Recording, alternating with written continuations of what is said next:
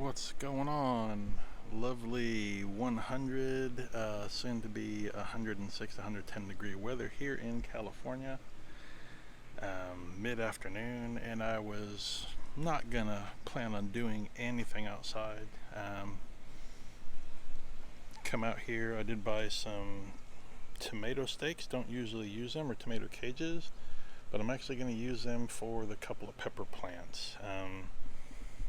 I saw, Daniel Arms Family Homestead, he's using them on his peppers. I'm like, you know what, that would be a good idea for my peppers, even though they're in the hydroponics and in the buckets. I'm going to have to just trim down these support spikes that it's got going on in there. But then I heard my pump going like crazy in the back, and lo and behold, even though I checked it yesterday, the megatote wasn't empty, but empty enough where the pump was struggling back there, because you really don't hear it. It has a little hum.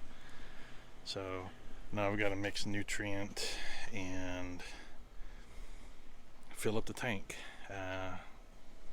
Plants are a little droopy. Plus is also, like I said, it's 100, so it's about 115, 120 maybe at the top, give or take. But anyways, traditionally we talk about outside, so I did not get to water this morning.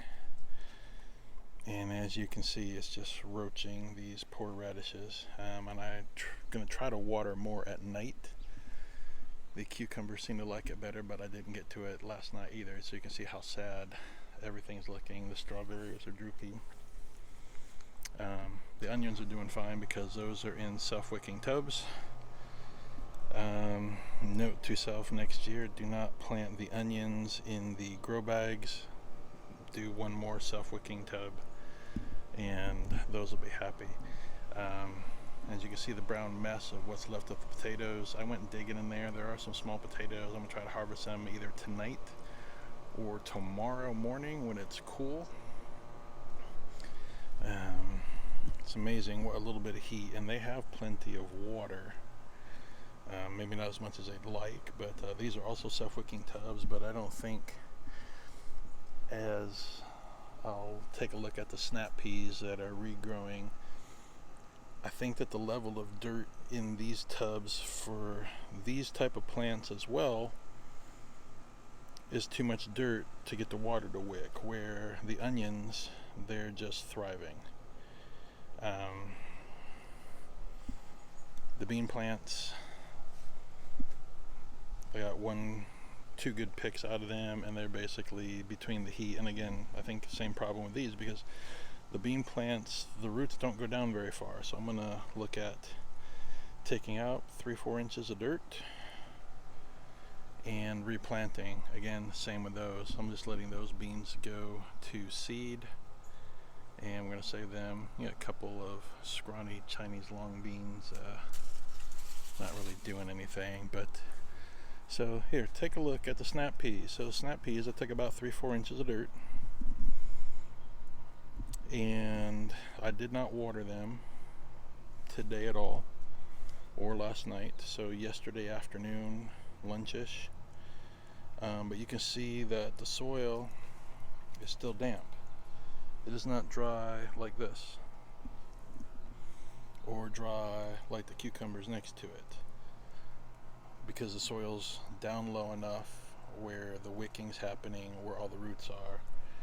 And I planted only in the center. I did not plant on the outside, trying to get these to go up the trellis a little bit better. So there are a bunch of seeds that either didn't germinate, or I think I've got bugs and critters eating some things, because I know I'm bouncing all over the place, but that's just the way it is. We don't do much editing or much planning here, because the spinach was coming out great,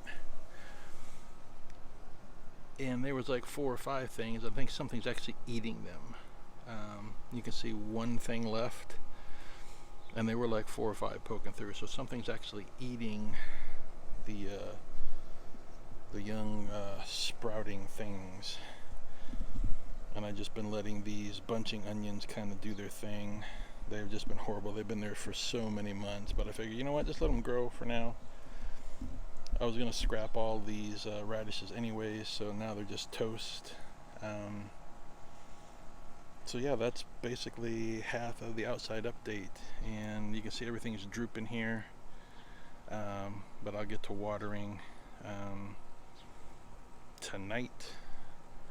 Corn, half of it grew, half of it didn't, but I ate 2 ears. I'll try to insert a pic here. That's just my figure way to insert the picture. I did pick 2 ears and ate that last night. It was amazing, actually. The tips didn't grow out that well, so just cut that off, but it was tender, it was sweet, and it went from pick to eat in about 15 minutes. So other than that, just adding in potato stuff, and that's really it. So until you see the potatoes, I didn't bore you with the mixing, because I think we talked about that before, right? So I mix the master blend as directed. I've measured it out, and basically 1 solo cup of the master blend, 1 equal cup of the calcium nitrate, I think it is, and then half of the Epsom salt. I mix it in about 4 to 5 gallons, and then put the concentrate into the big tote. So that's draining. But a thought I would do is, if I can see everything with the infrared thermometer, try to get a gauge on how hot things are. So looks like the buckets are about 102. 110 on the floor. Let's go a little bit back further. Yes, the camera is all over the place because that's just how it works in here. 115, 118 in the back end. There's some of the tomatoes that are starting to ripen.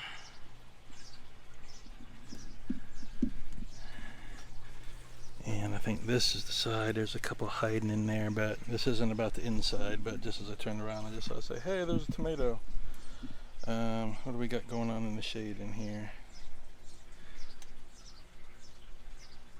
Yeah, so everything's about 100, so that's not too bad. The shade cloth is doing its job. Let's see if we can get a reading. I can't actually see everything here. So it says 130, 131. I don't know if you can see that. I'm blinded by the brightness of everything out here. What I need to do is, and I was going to pick it up today, but I can't fit it in my vehicle. I need to get some of the reflective foam board, because this is a cool 130 plus, 135. So if I can get that covered, that should bring that temperature down. But I got to find a vehicle that I can actually get the board in. Alright, wrapping up this session with a mini harvest. Of course, the birds have to do their thing when I want to do my thing. So mixture of cucumbers, some of them overripe, probably aren't any good, but they need to be picked off the vine anyways.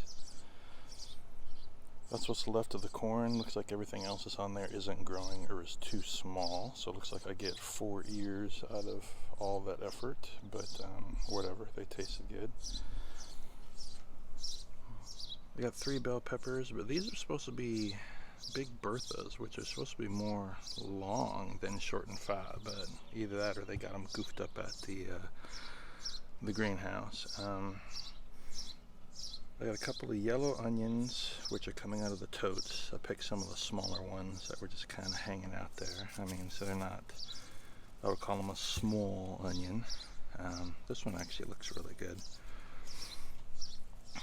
This is a white onion out of one of the one of the cloth bags, and that's a red one. They did not grow very well, but you know, we'll cut them open and see what's happening. These are the Koruta carrots. They're still growing, but I picked a couple. As you can see, they're not very big. A couple of radishes.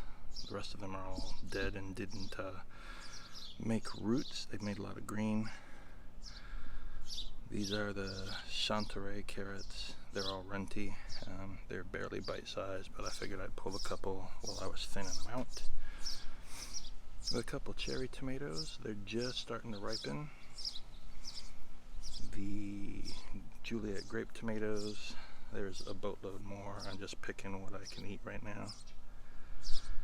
And 2 small tomatoes of the bobcats. There's some monsters growing in there, but these were close to ripe, so I picked them just to see what they taste like and what they look like inside. And last but not least, it looks like a lot of potatoes, but it's not really a lot, right? They're very small. There's a couple I would say are average size. And there's a couple of these. You say, why would you pick those? Well, I didn't want donors in the dirt, so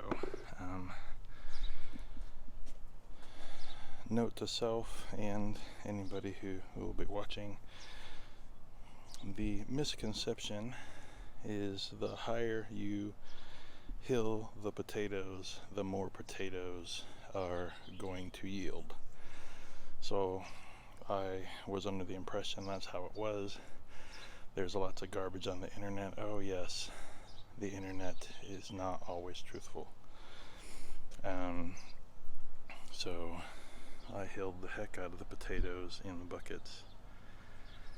And I'll try to insert an iCard to Emma Gardner's video this week actually, which says, here's some common myths about potatoes, and that's one I wish I knew because I did a lot of hilling for nothing. You need to hill a little bit so the potatoes towards the top do not get sunlight, because green potatoes will make you sick or kill you.